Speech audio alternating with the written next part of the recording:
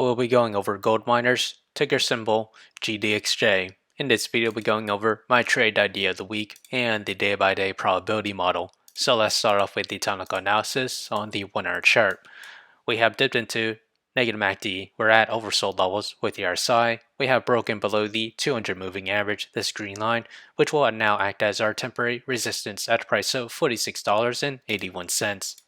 With the 4 hour chart, we have now dipped into negative MACD and we're approaching to oversold levels with the RSI.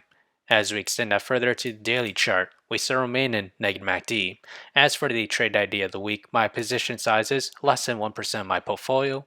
My long entry is at $45.01, and that is this range here, and that coincides with previous support levels in the past back in March 3rd. As for my sell target, that's at $48.11. My stop loss is at $44.64. However, if I were to open a short position, my entry is at $50.43, and that is this range here. My sell target is at $45.40, and my stop loss is at $52.89. So whichever entry price were to hit first, that'll be my position of the week. So how did I develop these trade ideas? It all comes from the day-by-day probability model, which is available in the link below, so do check it out.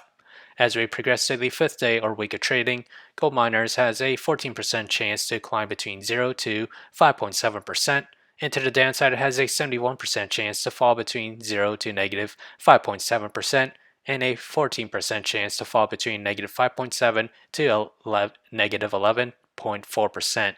So if you enjoyed this content, feel free to like, comment, subscribe, and thank you for watching.